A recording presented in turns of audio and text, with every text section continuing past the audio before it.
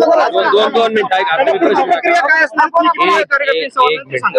कसं आहे आता, मी सकाळपासून मीडियाला जे काही बोलायचंय ते मी बोललेलो आहे. मी आता ऐका, वारंवार तेच बोलणं काय मला प्रशस्त वाटत नाही.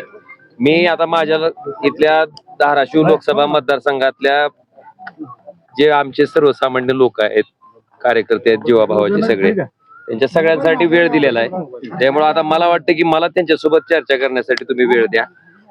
मी जे काय बोलायचंय पुण्यात निघत असतानाही बोललेलो आहे आणि जे काय सांगायचं ते सांगितलेलं आहे.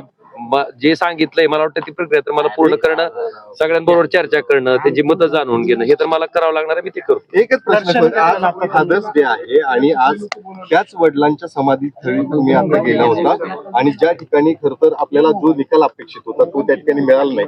मात्र समाधीस्थळी गेल्यानंतर मागील 20 वर्ष तुम्हाला आठवली असतील कशा पद्धतीचा हा संघर्ष होता. तुमच्यासाठी वैयक्तिक, ओमराजेंसाठी किती संघर्षमय वेळ होता आणि आजचा तो क्षण ज्या ठिकाणी त्यांनी श्रद्धांजली वाहता अभिवादन करत होतं, काय सांगा? लक्षात घ्या, 3 जून 2006 वाटतं दुपारी 3-3:30च्या दरम्यान राजेसाहेबांची आणि त्यांचे चालक समद काजींची अतिशय निगृतपणे हत्या करण्यात आली होती. आणि त्या दिवसापासून या केसमध्ये जे आरोपी म्हणून आहेत त्यांच्या दबावामुळं त्या ठिकाणी ह्या हत्या प्रकरणाचा तपास महाराष्ट्र पोलीस व्यवस्थित करू शकत नाही, ही मागणी आम्ही वारंवार त्या ठिकाणी करत होतो.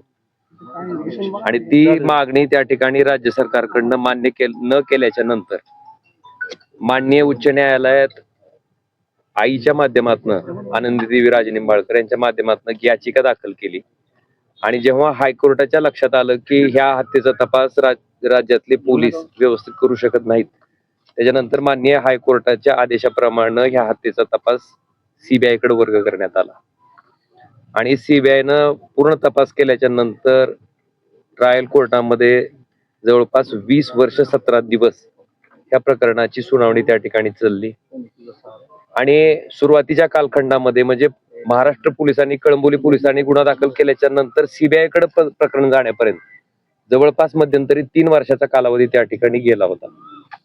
आणि त्याच्यानंतर सीबीआयनं तपास केला, त्याच्यातले गुन्हेगार शोधून काढले.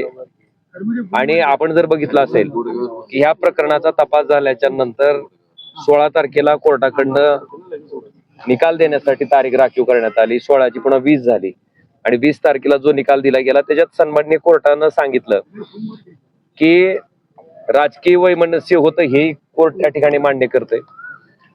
हत्येचा उद्देश होता, मोटिव्ह, हेही सन्माननीय न्यायालय त्या ठिकाणी मान्य करतंय.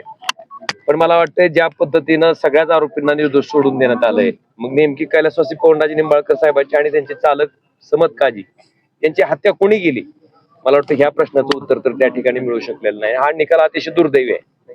आणि त्या ठिकाणी महाराष्ट्र पोलिसांचा तपास जर त्या ठिकाणी बेस धरण्यात आला की जो त्यांनी केलाच नाही, मला वाटतंय त्याच्याच अनुषंगानं ह्या प्रकरणाची सुनावणी माननीय या निर्णयाच्या विरोधात उच्च न्यायालयात जायचा निर्णय सीबीआयनं त्या ठिकाणी घेतलेला आहे. उच्च न्यायालय तशा पद्धतीचं या निर्णयाच्या विरोधात अपील दाखल करेल. आणि अपेक्षा इतकीच आहे की त्या ठिकाणी हायकोर्टाच्या माध्यमातून निर्णयामध्ये ज्या त्रुटी त्या ठिकाणी आहेत त्या त्रुटीची पूर्तता होऊन मला वाटते ज्या निकालासाठी आमचं कुटुंब मागच्या 20 वर्षापासून वाट बघतंय, मला वाटते आमच्या कुटुंबाला न्याय द्यायची भूमिका, आमच्या कुटुंबाला न्याय मिळण्यासाठी आता आम्हाला परत हायकोर्टामध्ये त्या ठिकाणी जावं लागणार आणि हायकोर्ट तसा निर्णय देईल या अपेक्षित आम्ही.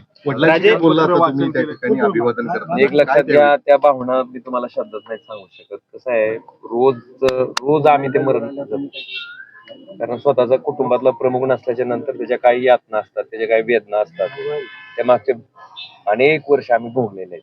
आणि त्याच्याच माध्यमातून खरं बघायला गेलं, मी वारंवार सांगतो की मी माझ्या राजकीय जीवनाची सुरुवात केवळ आणि केवळ माझ्या वडिलांची झालेली निगृत हत्या आणि कशासाठी ती केली गेली आणि त्या लोकांचं राजकारण त्या ठिकाणी यशस्वी होऊ द्यायचं नाही, त्यांना धडा दाखवून द्यायचा की अशा पद्धतीनं राजकीय विरोधक तुम्ही सुपारी देऊन संपवल्याच्या नंतर सुद्धा राजकीय विरोधक संपत नसतो, त्याच ताकदीचा राजकीय विरोधक तयार होत असतो, हे दाखवून देण्यासाठी मी सार्वजनिक जीवनात सक्रिय झालो. आणि वारंवार सर्वसामान्य जनतेच्या आशीर्वादावर, पाठिंबावर मला वाटतं इथपर्यंत मी पोचू शकलो.